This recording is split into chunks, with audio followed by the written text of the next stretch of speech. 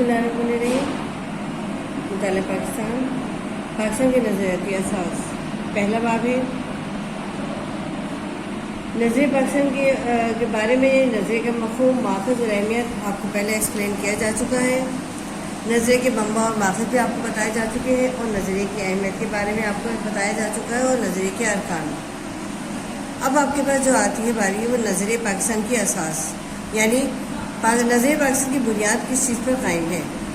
नज़रिए पाकिस्तान की असास जनूबी एशिया के उन मुसलमानों के फ़िक्र और फ़लसफ़े पर है जो एक इस्लामी माशरे के दोबारा क़याम के ख्वाहिशमंद थे। यानी आप ये बात जानते हैं कि नज़रिए पाकिस्तान के असास ख़ास तौर पर जनूबी एशिया के उन मुसलमानों के फ़लसफ़े पर, फ़िक्र पर, तवज्जो पर, सोच पर, यानी उनके उस फ़लसफ़े पर रखी गई है जो ये बात चाहते थे कि इस्लामी माशरे का क़याम दोबारा किया जाए। यानी उस बात के, यानी पहले जो मुसलमानों का क़याम था, इस्लामी माशरे का क़याम था, वो जनूबी एशिया में बरतानिया के कब्ज़े के बाद ख़त्म हो चुका था। उस पर हिंदुओं का जो है गलबा था। बरतानिया की जो है उसमें सियासत चलती थी, लिहाजा इस्लामी माशरे के क़याम के मुसलमान दोबारा खुद से ख्वाहिशमंद थे ताकि दोबारा से ऐसा खित्ता हमें मिल सके जहाँ हम इस्लामी नज़रिए के मुताबिक अपनी ज़िंदगियाँ गुजार सकें। यही इस्लामी माशरे की असास है। इस्लामी नज़रिए के बुनियादी अज्जा हस्ब ज़ैल हैं। नंबर 1 अक़ीदा ईमान, दूसरा है माशरती मामलात। नंबर 1 है अक़ीदा ईमान। नज़रिए पाकिस्तान की अहमियत, खासियत, तौहीद, रिसालत, फ़रिश्तों, यौम आखिरत और तमाम अल्हामी और आसमानी किताबों पर ईमान। ये बात अच्छी तरह आप जानते हैं कि अगर हमारा अक़ीदा पक्का है, पुख्ता है, तो हमें इन तमाम बातों पर ईमान रखना है। जब तक हम इन तमाम बातों पर ईमान नहीं लाएंगे तो हम अपने अक़ीदे को पुख्ता नहीं कर सकते, जिसमें अल्लाह ताला की तौहीद पर ईमान है, रिसालत पर, हुज़ूर सल्लल्लाहु अलैहि वसल्लम की रिसालत पर ईमान है, तमाम जो अल्लाह ताला ने जितने अंबिया कराम जो नाज़िल फरमाए उन पर ईमान है, फ़रिश्तों पर ईमान है कि तमाम फ़रिश्ते जो है अल्लाह ताला की मखलूक है, यौम आखिरत पर ईमान है। यानी हमें मरने के बाद हमें अपने आखिरत का ऐसा एक दिन आएगा जो हमें अपने तमाम अमाल का हिसाब किताब देना होगा। ये नहीं कि हम जो करके जा रहे हैं हमें उसके बारे में कोई पूछगछ करने वाला नहीं है, बल्कि एक दिन ऐसा आने वाला है जिस दिन हमें अपने तमाम अच्छे और बुरे अमाल का हिसाब किताब देना है। और तमाम अल्हामी और आसमानी किताबों पर ईमान भी हमें लाना है कि ये अल्लाह ताला की नाज़िल करदा अल्हामी आसमानी किताबें हैं जो कि अल्लाह ताला ने अपने बंदों की हिदायत के लिए नाज़िल फरमाई हैं। मुसलमानों के इस ईमान से सबसे पहले अहम और ज़रूरी पहलू अल्लाह ताला की तौहीद और नबी आखिर ज़मा हज़रत मोहम्मद सल्लल्लाहु अलैहि वसल्लम की रिसालत पर कामिल यकीन है। यानी अगर मुसलमान इस ईमान के सबसे अहम और ज़रूरी जो मुसलमानों का पहलू है, मुसलमानों के ईमान का, वो है अल्लाह ताला की तौहीद पर ईमान कि अल्लाह ताला की जो है ज़ात वाहिद ला शरीक है, जो तमाम दुनिया का खालिक व मालिक है, जो पूरी कायनात को चलाने वाला है, दुनिया और आखिरत को देखने वाला है। यानी निज़ाम कायनात की पूरी बुनियाद अल्लाह ताला की तौहीद पर है। और नबी आखिर ज़मा अल्लाह ताला के आखिरी पैगम्बर हैं और हुज़ूर सल्लल्लाहु अलैहि वसल्लम जो है अल्लाह ताला के आखिरी रसूल हैं और की रिसालत पर काबिल ईमान है। कुरान अल्हामी किताब है, यानी आसमानी किताब है जो रसूल सल्लल्लाहु अलैहि वसल्लम पर तकरीबन 23 वर्षों में नाजिल हुआ। यानी अल्लाह ताला ने एक साथ नाजिल नहीं फरमाया, बल्कि बंदों की हिदायत के लिए अल्लाह ताला ने तकरीबन नजमन आहिस्ता आहिस्ता 23 वर्षों में इसको नाजिल फरमाया। यानी कोई छोटी किताब नहीं है और ना ही इसके अंदर नाजिल होने वाली जो आयतों वाक़या है वो कोई गैर अहम है, बल्कि बहुत अहम है, उसके अंदर के वाक़यात बहुत अहम है। तभी अल्लाह ताला ने मुसलमानों के लिए 23 वर्षों में इसको नाजिल फरमाया है और जो तमाम इंसानियत की रहनुमाई के लिए काफ़ी है। यानी रहती दुनिया तक जितनी इंसानियत है उसकी रहनुमाई के लिए कुरान ही काफ़ी है। इस तरह मुसलमान एक अलग उम्मत है, यानी मुसलमान जैसी कोई उम्मत नहीं। तौहीद इलाही और हज़रत मोहम्मद सल्लल्लाहु अलैहि वसल्लम की शख्सियत में रिसालत की तकमील है। इस्लामी नज़रिए की सबसे अहम बुनियादें हैं, यानी जो तकमील हो रही है उसके अंदर इस्लामी नज़रिए की सबसे अहम बुनियाद है। नंबर 2 पे आता है माशरती मामलात, यानी हमारे आपस के ताल्लुकात कैसे हैं, माशरे में कैसे रहा जाता है, किन उसूलों के तहत हमें ज़िंदगी गुजारनी है। इस्लाम के माशरती निज़ाम में बाहमी ताल्लुकात और मामलात बहुत अहम मकाम रखते हैं। अदल इंसाफ और एहसान इस्लाम के माशरती निज़ाम के बुनियादी नुमाया पहलू हैं। यानी जब हम दुनिया के अंदर अपनी ज़िंदगी गुजारते हैं तो हमें अदल इंसाफ से काम लेना है। अदल इंसाफ का दामन हाथ से नहीं छोड़ना। आपस के ताल्लुकात में, चाहे बच्चों की परवरिश में या आपस के बहन भाइयों के ताल्लुकात में या माशरे के अंदर रहते हुए आपस के ताल्लुकात में अदल इंसाफ को کا دامن ہاتھ سے نہیں چھوڑنا ہے، احسان سب کے ساتھ کرنا ہے، اور احسان کا جو بدلہ کسی سے حاصل نہیں کرنا ہے، بلکہ احسان صرف یہ کر کے کرنا ہے، یہ سوچ کے کرنا ہے کہ اس میں اللہ تعالیٰ کی خوشنودی حاصل ہو۔ اللہ تعالیٰ نے اس بات کی ہمیں ترغیب دی ہے کہ ایک دوسرے کے ساتھ احسان کرتے ہوئے چلو۔ اسلام کے معاشرت اسلام کی بنیادی پہلو ہیں۔ اسلام میں رنگ، نسل اور مذہب کی بنیاد پر کوئی تفریق نہیں، یعنی کسی کو جو ہے اس پر برتری حاصل نہیں۔ اگر برتری حاصل ہے تو وہ صرف تقویٰ کی بنیاد پر ہے۔ اسلام رنگ، نسل اور مذہب کی کسی بنیاد پر سے کوئی تفریق نہیں کرتا۔ کوئی کسی بھی نسل سے تعلق رکھتا ہو، نسل سے تعلق رکھتا ہو یا مذہب سے تعلق رکھتا ہو، اگر متقی و پرہیزگار ہے تو وہ اعلیٰ ہے، ورنہ اس کے درمیان میں کوئی تفریق نہیں ہے۔ عدل و انصاف اور احسان کے رہنما اصول نظریہ پاکستان کی بنیادیں ہیں، اور یہی دو چیزیں جو ہے نظریہ پاکستان کی اساس و بنیادیں ہیں۔ اب آپ کے پاس دوسرا اصول آتا ہے اسلام میں جمہوریت کے اصول۔ اس سے پہلے ہم پڑھ کے آئے تھے نظریے کے منبع و ماخذ میں قرآن مجید، سنت رسول صلی اللہ علیہ وسلم اور رسم و رواج تھے، لیکن اب ہم پڑھیں گے اسلام میں جمہوریت کے اصول۔ اسلام میں جمہوریت کا تصور باقی دنیا سے علیحدہ ہے۔ اسلامی معاشرہ اس پر کامل ایمان رکھتا ہے کہ اس پوری کائنات پر اقتدار اعلیٰ اللہ تعالیٰ کا ہے، اور صرف اللہ تعالیٰ ہی اس پوری کائنات کا حاکم اعلیٰ ہے۔ یعنی اسلام میں جمہوریت کے اصول جو وہ باقی دنیا سے علیحدہ ہے، لیکن یہ بات سب سے زیادہ ضرورت کی اہمیت رکھتی ہے کہ اقتدار کائنات پر اللہ تعالیٰ کا ہے اور ہمیشہ اللہ تعالیٰ کا ہی رہے گا، یعنی شروع سے اور ازل تک اللہ تعالیٰ ہی اس پر حاکم حکمران رہے گا۔ عوام کے نمائندے صرف ان حدود کے اندر طاقت استعمال کر سکتے ہیں جو اسلام نے عائد کر دی ہیں، یعنی جو عوام جو ہے جو اپنے نمائندے منتخب کرتے ہیں حکومت اعلیٰ کو چلانے کے لیے، جو کہ حکمران کی حیثیت سے چلاتے ہیں، اپنے اختیارات کا استعمال کر سکتے ہیں، لیکن وہ ان حدود کے اندر کر سکتے ہیں جو کہ اسلام نے عائد کر دی ہیں۔ وہ لامحدود اختیارات اپنے استعمالات نہیں کر سکتے۔ حکومت اور مجلس مقننہ یعنی قانون ساز اسمبلی جو کہ قانون بناتی ہے، نافذ کرتی ہے اور اس پر عمل درآمد کرتی ہے، قانون ساز اسمبلی کہلاتی ہے۔ مجلس مقننہ کو لامحدود اختیارات حاصل نہیں ہوتے، یعنی اس کے بھی ایک مخصوص اختیارات ہیں، اس کی بھی کچھ حدود عائد ہیں، تاہم عوام کو اس عمل کی پوری آزادی ہوتی ہے کہ وہ ریاست کے معاملات کو چلانے کے لیے اللہ سے ڈرنے والے صالح اور متقی و پرہیزگار افراد کو منتخب کریں۔ یعنی اس بات کی خاص طور پر نشاندہی کی گئی ہے کہ جب ریاست کے معاملات چلانے کے لیے عوام اپنے نمائندے منتخب کریں تو اس بات کو سامنے رکھتے ہوئے کریں کہ وہ افراد اللہ تعالیٰ سے ڈرنے والے ہوں، خوف خدا رکھنے والے ہوں، صحیح اور غلط فیصلے کرنے والے ہوں، ان کے اندر موازنہ کرنے والے ہوں، صالح ہوں یعنی نیک ہوں، اور متقی و پرہیزگار ہوں، یعنی اگر وہ دنیا کے معاملات پورے کر رہے ہیں تو ساتھ ساتھ اللہ تعالیٰ کے معاملات بھی کرتے ہوئے نظر آئیں۔ خلفائے راشدین بہترین صالح اور درست آرا رکھنے والوں کی تلاش میں رہتے تھے، یعنی خلفائے راشدین جو کہ آپ کو پتہ ہے چاروں خلفائے راشدین ہیں، حضرت ابوبکر صدیق، حضرت عمر فاروق رضی اللہ عنہ، حضرت عثمان غنی رضی اللہ عنہ اور حضرت علی کرم اللہ وجہہ، یہ تمام خلفائے راشدین ہمیشہ اپنے دور میں صالح اور درست آرا رکھنے والے، یعنی اچھی اور بہترین جو ہے فیصلے کرنے والے اور درست رائے رکھنے والے لوگوں کی تلاش میں رہتے تھے۔ اس طرح کے مشیروں کو ملا کر شورا یعنی مشیران کی مجلس تیار کی جاتی تھی یا تشکیل دی جاتی تھی۔ اسلام میں کسی بھی شخص کو سوائے رسول اکرم صلی اللہ علیہ وسلم کے عقل کل نہیں سمجھا جاتا، یعنی کوئی بھی انسان کے پاس اتنی عقل نہیں ہے کہ اسے عقل کل کا تصور کیا جو ہے دیا جائے یا اسے عقل کل کا جو ہے منصب کے اوپر فائز کیا جائے۔ حضور اکرم صلی اللہ علیہ وسلم کے علاوہ کوئی اس قابل نہیں جو عقل کل سمجھا جائے۔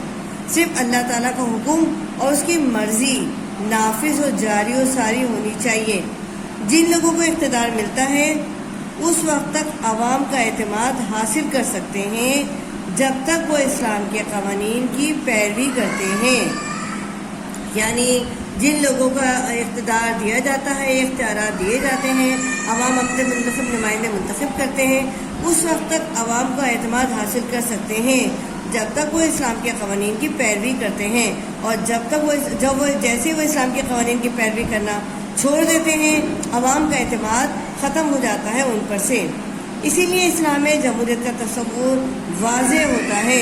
اسلام میں جمہوریت کے اصول درج ذیل ہیں۔ نمبر 1 ہے عدل و انصاف، نمبر 2 مساوات، نمبر 3 اخوت اور نمبر 4 ہے رواداری۔ اور ان چاروں بنیادی اصولوں کی اپنی اپنی جگہ بہت اہمیت ہے۔ نمبر 1 ہمارے پاس آتا ہے عدل و انصاف۔ عدل کے لفظی معنی یہ ہے کہ صحیح چیز کو صحیح جگہ پر رکھنا، یعنی صحیح اور غلط فیصلے کے مطابق فیصلے کرنا۔ یہ بات ثابت کرنا کہ عدل و انصاف ایک ایسا تقاضا ہے جو دنیا کے تمام معاملات کو صحیح توازن میں رکھ سکتا ہے۔ یہ قانون الہی کی اصل بنیاد ہے، یعنی اللہ تعالیٰ کی اگر جمہوریت میں دیکھا جائے تو سب سے بہترین بنیاد یہی ہے۔ زندگی کا کوئی بھی پہلو عدل کے بغیر مکمل نہیں ہو سکتا۔ اگر ہم اپنی عام زندگی کے معاملات بھی دیکھیں، اگر ہم عدل سے کام نہیں لیں گے تو آپس کے تعلقات بگڑتے ہوئے نظر آئیں گے، ایک دوسرے کا اعتماد کھوتا ہوا نظر آئے گا۔ لہذا اس کے لیے ضروری ہے کہ ہم عدل کے پہلو کو سامنے رکھیں۔ یہ عدل و انصاف ہی ہے جس کی بنیاد پر کوئی معاشرہ پرامن اور خوشحال ہو سکتا ہے، یعنی یہ عدل و انصاف ہی کا تقاضا ہے۔ اس کے ذریعے ہی ہم اپنے معاشرے کو ایک بہترین اور خوشحال معاشرہ بنا سکتے ہیں، پرامن ماحول پیدا کر سکتے ہیں، آپس کے تعلقات کو بہتر کر سکتے ہیں اور خوشحال زندگی گزار سکتے ہیں۔ صرف عادلانہ نظام میں ہی کسی ایک فرد کے کردار کی تعمیر و تشکیل اور اجتماعی بہتری ممکن ہے۔ یہ بات حقیقت ہے کہ جب عادلانہ نظام قائم کیا جائے گا تو اس میں کوئی بھی فرد ہو، اس کے کردار کی تشکیل ہوتی ہے، کردار کی تعمیر ہوتی ہے اور اجتماعی بہتری ممکن ہے، یعنی ہم مکمل طور پر ایک دوسرے کے ساتھ اچھے تعلقات بہتر کر سکتے ہیں۔ خالی انفرادی طور پر ہمارے کام نہیں ہوگا بلکہ اجتماعی طور پر زندگی گزارنے کے لیے اجتماعی بہتری ضروری ہے۔ قرآن حکیم عدل قائم کرنے پر زور دیتا ہے۔ ایک ایسا معاشرہ جس میں عدل کو فوقیت حاصل ہو اور برتری حاصل ہو، اس میں ہمیشہ اتحاد، اتفاق، محبت و الفت، خلوص اور امن پایا جاتا ہے۔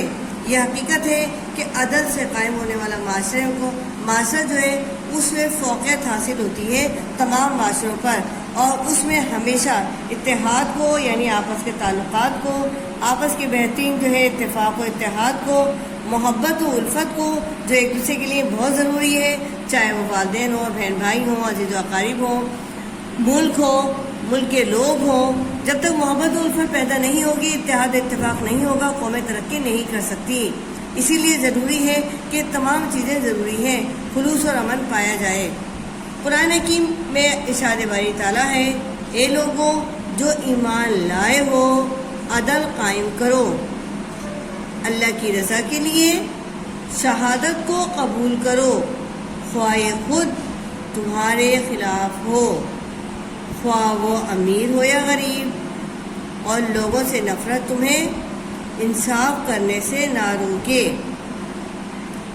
اسلام کے عدالتی نظام میں افراد کے بنیادی حقوق کا تحفظ کیا جاتا ہے، یعنی قرآن حکیم کا اگر ہم ارشاد ترجمہ دیکھیں تو ہمیں پتہ چلتا ہے، اس بات کا اندازہ ہوتا ہے ہمیں کہ اللہ تعالیٰ نے صاف اور واضح الفاظ میں ہر چیز بیان کر رہا ہے تاکہ معاشرہ بہترین اصولوں پر قائم ہو سکے۔ اللہ تعالیٰ ارشاد فرماتا ہے اپنے لوگوں کو کہ اے لوگوں جو ایمان لائے ہو، یعنی اگر اللہ تعالیٰ پر ایمان لائے ہو، رسول پر ایمان لائے ہو، تمام آسمانی کتابوں پر ایمان لائے ہو، یوم آخرت پر ایمان لائے ہو، تو عدل قائم کرو، یعنی عدل و انصاف کو پورا کرو، عدل و انصاف سے معاشرے کو قائم کرو اللہ کی رضا کے لیے، کیونکہ اس میں اللہ کی رضا شامل ہے، اللہ کی خوشنودی شامل ہے، اور وہ بندے جو اللہ تعالیٰ کی رضا کو سامنے رکھتے ہیں اور ہمیشہ عدل سے اپنا انتظام چلاتے ہیں۔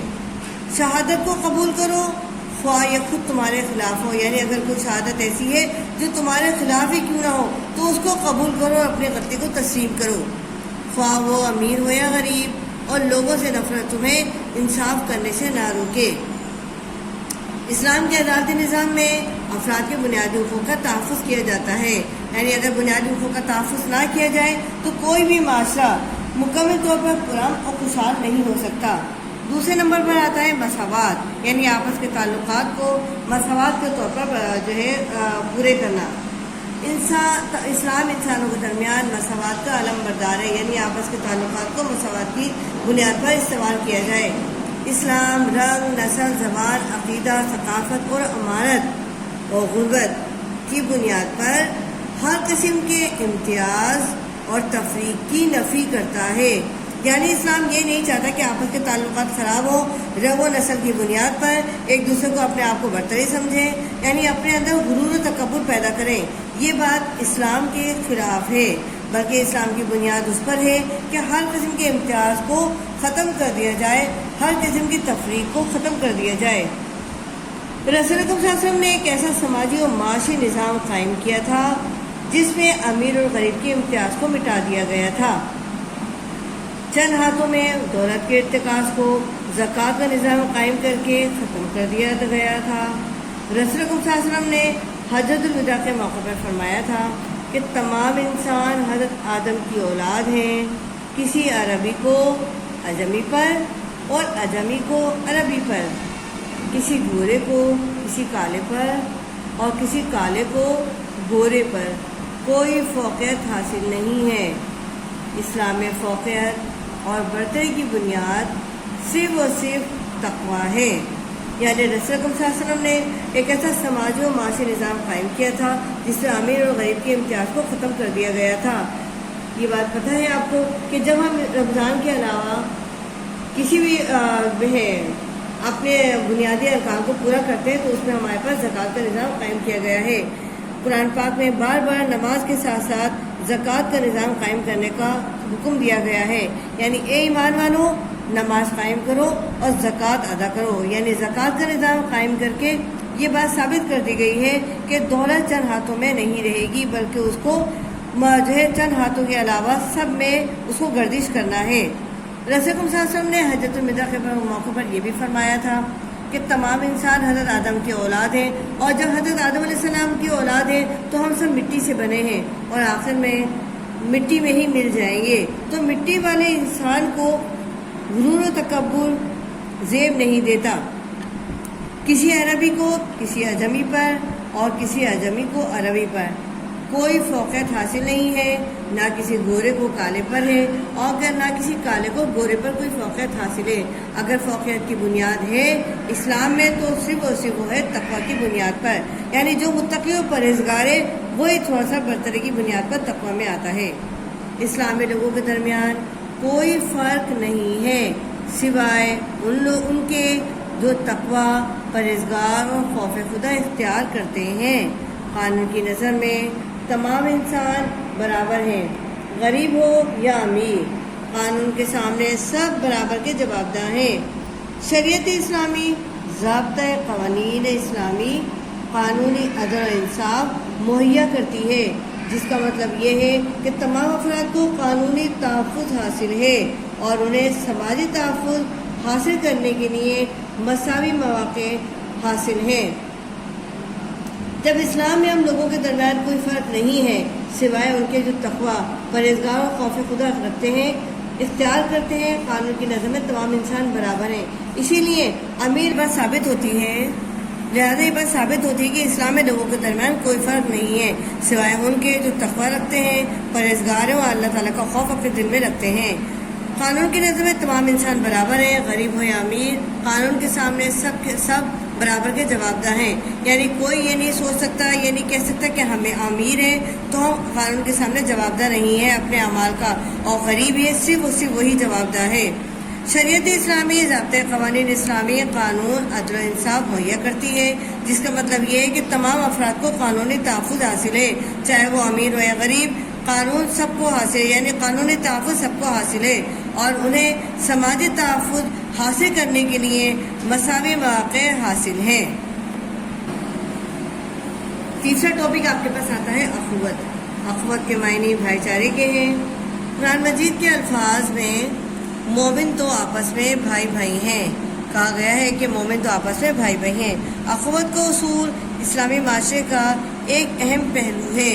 بھائی بھائی ہونے کی حیثیت سے وہ ایک دوسرے کے دکھ سکھ اور خوشی اور غم میں شریک ہوتے ہیں، یعنی ایک بھائی دوسرے بھائی کی حیثیت ہونے کی حیثیت سے اس کے دکھ اور سکھ خوشی اور غم میں شریک ہوتا ہے. اگر اسے کوئی دکھ ہوتا پہنچتا ہے تو ایک بھائی کو چاہیے کہ اس کا وہ دکھ دور کرے، اور اگر اس کے پاس خوشی کوئی آتی ہے تو اس کی خوشی میں شریک ہو کر خوشی کو دوبالا کرے، اور اگر غم اس کے اوپر آ جاتا ہے تو اس غم کو دور کرے، اس کے غم میں شریک ہو کر غم کو کم کرے. یعنی جس طرح انسانی جسم کے اندر ایک حصہ اگر تکلیف کرتا ہے تو پورا جسم اس سے متاثر ہوتا ہے. بالکل اسی طرح اگر ایک شخص یعنی ایک مسلمان اگر دکھ ہوتا ہے تو اسے چاہیے دوسرا مسلمان بھی دکھی ہو. اخوت اور بھائی چارے کا احساس محبت و الفت، باہمی تعاون، بے لوث خدمت اور قربانی کے جذبات کو ابھارتا اور فروغ دیتا ہے. یہ بات آپ اچھی طرح جانتے ہیں کہ اخوت اور بھائی چارے کا احساس یہ دو چیزیں ایسی ہیں جو محبت و الفت کو اجاگر کرتی ہیں، ان کو بہت بڑھاتی ہیں، باہمی تعاون پیدا کرتی ہیں اور بے لوث خدمت کا جذبہ پیدا کرتی ہیں اور قربانی کے جذبات کو ابھارتی ہیں اور فروغ دیتی ہیں. یہی وجہ تھی کہ ہم نے پاکستان کو حاصل کیا اور اسلام کو فروغ دیا. اگر یہ جذبات ہمارے درمیان میں نہیں ہوتے تو نہ تو ہم پاکستان کو حاصل کرتے اور نہ ہی ہم اسلام کو تقویت دے پاتے اور نہ ہی ہم بھائی بھائی کا خیال رکھ پاتے. اس طرح معاشرہ تمام لوگوں کے لیے پرامن اور پرآسائش بن جاتا ہے جب ہم ایک دوسرے کا خیال رکھتے ہیں، باہمی ایک دوسرے کے دکھ و جذبات میں شریک ہوتے ہیں، خوشی اور غم میں شریک ہوتے ہیں، معاشرتی معاملات بہتر طور پر ادا کرتے ہیں، تو معاشرہ خود بخود پرامن اور پرآسائش یعنی خوشحال ہو جاتا ہے. اخوت و بھائی چارہ کا عظیم مظاہرہ مسلمانوں کی مکہ سے مدینہ ہجرت کے موقع پر نظر آیا. یعنی یہ ایک ایسا اخوت و بھائی چارے کا مظاہرہ ہے، عظیم مظاہرہ ہے، جو رہتی دنیا تک ہمیں کبھی نظر نہیں آیا اور نہ ہی نظر آئے گا. یعنی حضور اکرم صلی اللہ علیہ وسلم جب مدینے سے مکہ ہجرت کر کے مسلمانوں کو بھیجا، یہ مسلمانوں کو حکم ہوا تو وہاں آنے کے بعد مسلمان کیونکہ بے سر و سامان تھے، اپنا سب کچھ مکہ چھوڑ کر آئے تھے، بے یار و مددگار تھے. یہاں آ کر اللہ تعالیٰ نے مسلمانوں کی مدد کی اور حضور اکرم صلی اللہ علیہ وسلم نے مدینے کے اور مکے کے لوگوں کے درمیان ایک ایسا جذبہ قائم کیا، ایک ایسا بھائی چارہ قائم کیا، قوت کی مثال قائم کی جو رہتی دنیا تک کبھی ہمیں نظر نہیں آئے گی. اہل مدینہ یعنی انصار نے نہ صرف ان مہاجروں کو خوش آمدید کہا بلکہ اپنی تجارت اور جائیداد میں انہیں حصے دار بنایا.